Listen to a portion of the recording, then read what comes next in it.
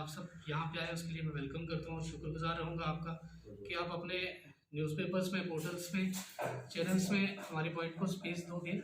आज की जो ये जो प्रेस कॉन्फ्रेंस है इसका मेन मुद्दा यही है कि जैसे हम सबने देखा कि कोविड-19 का जो सेकंड वेव का सर्ज हो रहा है, ये गाँव देहातों में किस तरह गाँव देहातों को चपेट में लिया हुआ और गाँव देहातों में किस तरह नुकसान हो रहा है लोगों का। उसको लेके जो मिसमैनेजमेंट है ये तो हम सबको पता है कि सेंट्रल गवर्नमेंट ने कितनी मिसमैनेजमेंट की है इसको, क्योंकि जो बीजेपी की सरकार थी वो पहले इलेक्शनों में बिजी रही, बाकी इधर उधर बिजी रही। उन्होंने जो साइंटिस्ट की एडवाइस थी, डब्ल्यूएचओ की एडवाइस थी, उसको उसमें कंसिडरेशन में नहीं लिया और उसकी वजह से क्या हो रहा है कि देश में आज बहुत नुकसान हो रहा है।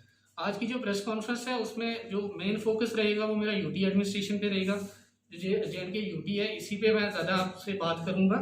इसमें क्या है कि जो जे की यूटी है इसकी मैं बात करूँगा। जो बड़ा इशू जो है वो पीर पंजाल को लेके वो है अभी मुगल रोड का जैसे इशू हुआ। उसमें क्या हुआ कि सबसे पहले इस बात को हमें मानना पड़ेगा कि ये पुंछ से पहले आवाज़ उठी। पुंछ के जो सोशल एक्टिविस्ट थे, लीडर्स थे, जो जेकेपीसीसी जनरल सेक्रेटरी हैं वहाँ पे शाहनवाज चौधरी जी, डीडीसी मेंबर है सोहेल मलिक भाई, ताहिर मिर्जा साहब हैं, मुदस्सर चौधरी थे पीवाईसी जनरल सेक्रेटरी, इन लोगों ने वहाँ पे प्रेस कॉन्फ्रेंस भी की और फिर उसके बाद एक धरना भी दिया एक दिन का। उसके बाद जो पुंछ के सोशल एक्टिविस्ट थे, यहाँ रजौरी के हम सब थे, हम सब ने एक आवाज़ उठाई। और बाद में क्या हुआ कि जब वो ऑर्डर आता है, वो इतना इलॉजिकल ऑर्डर आता है कि ठीक है, हमें लगता है कि जो फ्रूट ट्रक्स की जो मूवमेंट है वो भी ठीक है, वेलकमिंग है वो डिसीजन भी। उसके साथ नोमैड्स की जो मूवमेंट है वो भी वेलकमिंग डिसीजन है। लेकिन अभी कोविड पैंडेमिक के टाइम सबसे जो प्रायोरिटी पे वो होना चाहिए, इशू होना चाहिए था, वो इशू होना चाहिए था मेडिकल इमरजेंसीज के लिए पेशेंट्स को जो है यहाँ से अगर रेफ़र किया जाए तो उनके उनके लिए सहूलियात यहाँ से मुहैया कराई जानी चाहिए थी। वैसा कुछ भी नहीं हुआ और हमारी अभी जो है, मैं इस प्रेस कॉन्फ्रेंस के माध्यम से, आप लोगों के माध्यम से मैं एक बार दोबारा ये डिमांड रखना चाहूँगा कि जो मुगल रोड की जो है फंक्शनिंग है वो जो उसको ऑपरेशनल करना चाहिए और मैं कहता हूँ सारी पब्लिक के लिए ऑपरेशनल करना चाहिए। और ये जो दूसरा पास वाला सिस्टम है, क्योंकि मेडिकल इमरजेंसीज में जब पेशेंट को ट्रीटमेंट की ज़रूरत होगी तब वो पास वगैरह नहीं बना पाएंगे। तो ये एक रिक्वेस्ट रहेगी एडमिनिस्ट्रेशन से, यूटी एडमिनिस्ट्रेशन से, कि बिना पास के जो है पेशेंट्स की जो मेडिकल इमरजेंसी के टाइम मूवमेंट होती है उसको अलाउ किया जाए। उसके लिए चाहे प्रिस्क्रिप्शन को एक वो रख लो, प्रिस्क्रिप्शन अगर डॉक्टर की प्रिस्क्रिप्शन को लेके पेशेंट यहाँ से श्रीनगर शिफ्ट होता है तो उसको कर देना चाहिए। इस वक्त में मुझे ये समझ नहीं आता कि ये जो इलॉजिकल डिसीजन है किस वजह से है। यहाँ से अगर हम पेशेंट को शिफ्ट करेंगे जम्मू, या फिर जम्मू से वाया जम्मू हम अगर श्रीनगर शिफ्ट करेंगे, रजौरी से या पुंछ से 16-16 घंटे लग जाएंगे। अगर मुगल रोड ओपन होगी तो हमें वो 3 या 4 घंटे में पेशेंट को हम वहाँ लेके जा सकते हैं। दूसरा जो है, हम सबको पता है कि पीर पंजाल में एक ही जीएमसी है, जीएमसी रजौरी है। और जीएमसी रजौरी की फंक्शनिंग इस वक्त किस तरह है आप लोगों को सबको पता है कि वहाँ पे क्या चल रहा है। जो पब्लिक में भी उसको लेके मिथ है वो भी क्या है। और जीएमसी रजौरी की फंक्शनिंग सिर्फ एक ही चीज़ अच्छी हुई है, वो ये हुई है कि ऑक्सीजन प्लांट जो सेंक्शन हुआ है उसमें भी अभी एक ही यूनिट फंक्शनल है, बाकी 2 यूनिट अभी ऑपरेशन में नहीं आए हों, उनको भी फंक्शनल करना चाहिए। तो जो मेरी ये भी डिमांड रहेगी कि जो डिस्ट्रिक्ट हॉस्पिटल पुंछ में अगर ऑक्सीजन प्लांट है जो है उसकी व्यवस्था वहाँ की जाए तो वो भी बेटर है। ये चीज़ें मैंने पहले भी अपने वीडियो मैसेज के थ्रू ये मैंने डिमांड्स पहले भी उठाई थी और आज मैं दोबारा उठा रहा हूँ। यहाँ क्या हो रहा है कि दूसरी जो चीज़ है, जैसे यहाँ पे जीएमसी रजौरी में जो मेडिकल स्टाफ की शॉर्टेज है, अगर वेंटिलेटर्स हैं, आईसीयू बेड्स वगैरह हैं, लेकिन हमारे पास अभी स्टाफ नहीं है वो काम करने के लिए। और बहुत सारे लोगों की ये शिकायत रहती है कि जो सीनियर डॉक्टर्स हैं, सीनियर डॉक्टर्स वार्ड में इतनी विजिट नहीं कर रहे हैं और जो वहाँ पे अमला लगा हुआ है, जो मेडिकल स्टाफ है, वो इतना केपेबल नहीं है कि जो मशीन्स को, जो वेंटिलेटर्स हैं या आईसीयू बेड्स हैं, उनको सही तरह से चला सके। और वो पेशेंट के जो अटेंडेंट है उन पे छोड़ के रखा है, उन्हें तो इन चीज़ों का बिल्कुल भी इल्म नहीं होगा ना। ये हमारी डिमांड रहेगी, जो मेडिकल स्टाफ की शॉर्टेज है इसको एड्रेस किया जाए, चाहे वो किसी भी तरह से, जैसे कुछ फाइनल ईयर के स्टूडेंट्स हैं उनको इन्वॉल्व करना चाहिए, आयुष के कुछ डॉक्टर्स जो हैं वो इस तरह घर में बैठे हुए अनएम्प्लॉयड, उनको इन्वॉल्व करना चाहिए। ये जितना जल्दी हम ये एड्रेस करेंगे उतना जल्दी जो है मेडिकल जीएमसी रजौरी की जो है ये दिक्कत जो है ये दूर होगी। और उसके बाद जो है हमारा जो है, हम सब ने देखा है इन दिनों में कि जो नॉन कोविड पेशेंट्स हैं वो बहुत सफ़र कर रहे हैं, क्योंकि ओपीडीज वगैरह बंद है और नॉन कोविड पेशेंट्स अभी कहीं पे भी चेकअप वगैरह के लिए नहीं जा सकते। तो उसका ये मेरी एक मांग रहेगी कि सजेशन भी है, मांग भी है ये कि जो प्राइमरी हेल्थ सेंटर है हमारे, सब सेंटर है, डिस्पेंसरीज वगैरह है, वहाँ पे डॉक्टर्स है, वहाँ पे अमला है, उन लोगों को इन्वॉल्व करके वहाँ पे जो नॉन कोविड पेशेंट्स हैं उनको डाइवर्ट करके वहाँ पे इलाज मुहैया कराया जाना चाहिए। ये ना हो कि हम कोविड पेशेंट्स को बचाते बचाते, जिसमें हम पूरी तरह से विफल रह चुके हैं, उनको नहीं बचा पा रहे और साथ साथ में हम नॉन कोविड पेशेंट्स को भी लूज कर रहे हैं। तो ये एक इशू ये रहेगा कि नॉन कोविड पेशेंट्स के लिए PHCs वगैरह एक्टिवेट करनी चाहिए, PHCs में वहाँ उनको इलाज जो है मुहैया कराना चाहिए। उसके बाद जो मैंने खुद यहाँ पे देखा है, मैं लास्ट मंथ जो है मेरे पापा कोविड पॉजिटिव थे, तो मैं उनके साथ GMC जम्मू में था। मैं यहाँ वापस आया, मैं पहले आइसोलेशन में रहा, हालांकि मेरा टेस्ट नेगेटिव था। मैंने वापस कंफर्मेशन के लिए यहाँ पे रैपिड भी करवाया और RT-PCR भी करवाया।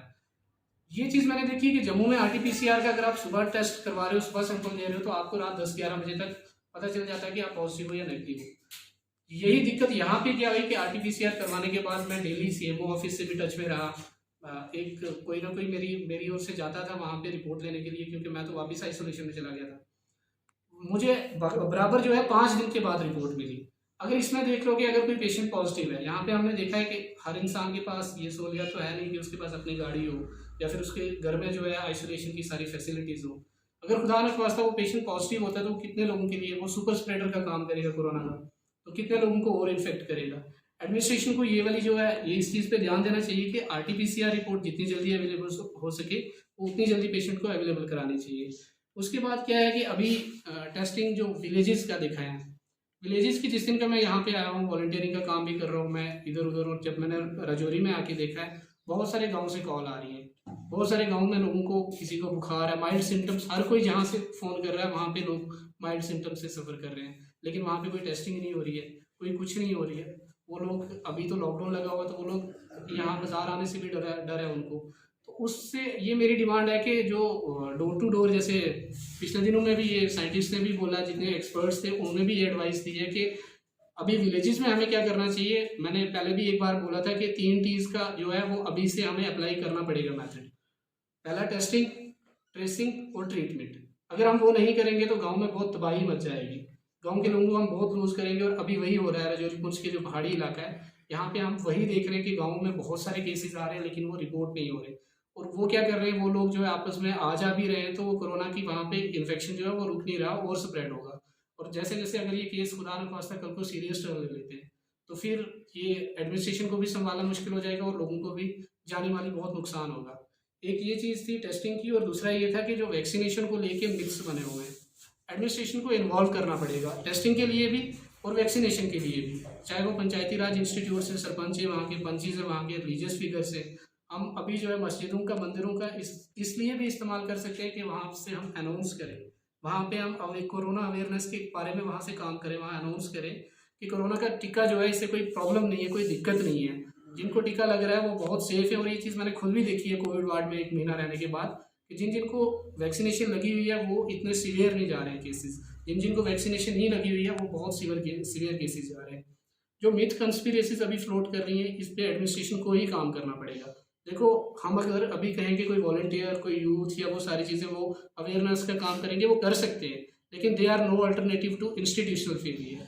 और इंस्टीट्यूशनल फेलियर की वजह से ही हमें ज़्यादा नुकसान हो रहा है।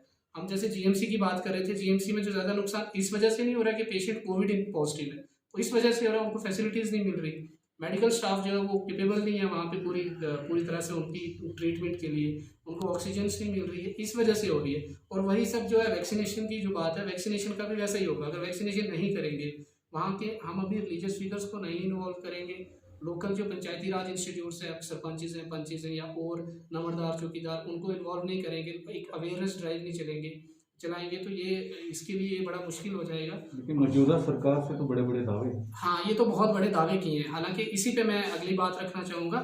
हमें जैसे अनाउंसमेंट हो गई थी और बड़ी गाजे बाजे से एक अनाउंसमेंट हुई थी कि 18 to 45 के लिए 1 मई से जो है वो अवेलेबल हो जाएगा वैक्सीन। अभी तक कहीं पे कोई स्लॉट अवेलेबल नहीं है। मतलब लोग अगर वो रजिस्ट्रेशन कर रहे हैं, कोविन से रजिस्ट्रेशन कर रहे हैं या कहीं से भी आरोग्य सेतु ऐप से रजिस्ट्रेशन कर रहे हैं, किसी को कोई स्लॉट अवेलेबल नहीं है। और राजौरी में मुझे नहीं लगता कि 18 to 45 किसी की वैक्सीनेशन हुई है। इस पे बहुत फोकस करना पड़ेगा बीजेपी को। जो है अभी भी ये जो PR मैनेजमेंट में लगे हुए, PR मैनेजमेंट से लोगों की भलाई नहीं होगी। जैसे हमने हालात देखे हैं यूपी में, जैसे डेड बॉडीज देखी हमने गंगा के किनारे या उन दरियाओं के किनारे। क्या ये एडमिनिस्ट्रेशन, जो UT एडमिनिस्ट्रेशन है, ये चाहती है कि JNK में भी वैसे हालात बने?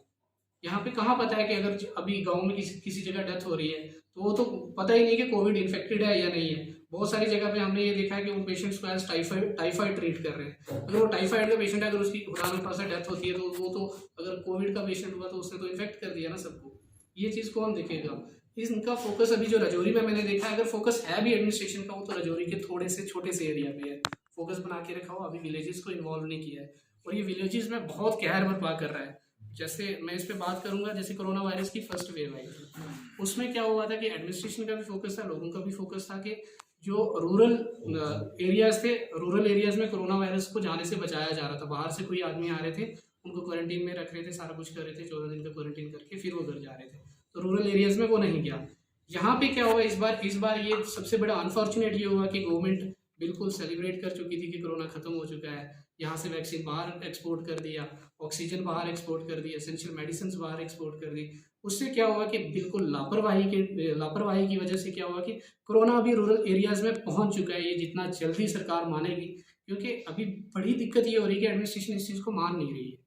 ये सबसे पहले तो वो मानेंगे, फिर इस पर आगे कोई लाए अमल तैयार किया जाएगा।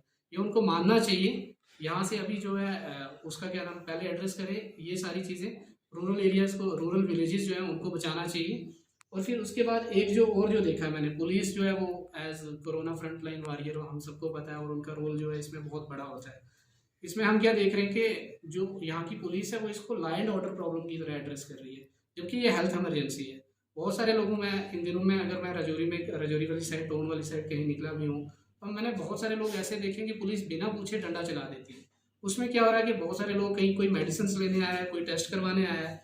हम सबको पता है कि पुलिस का, खासकर रजौरी कुंज के गाँव एरियाज में, पुलिस का और पब्लिक का इतना मीठा रिलेशन नहीं है। पुलिस से पब्लिक बहुत डरती है, और उसको क्या है कि यहाँ पे हम एक ही तरह से काम कर सकते हैं, इसको एड्रेस कर सकते हैं परसुएशन से। लोग अगर कोई टेस्ट के लिए आ रहा है तो उसको हम फैसिलिटीज़ प्रोवाइड करवाएंगे, उसको टेस्ट मिले, बावजूद इसके लिए उसको रास्ते में हाथी वाले जो पुलिस वाले वो डंडे चलाएं।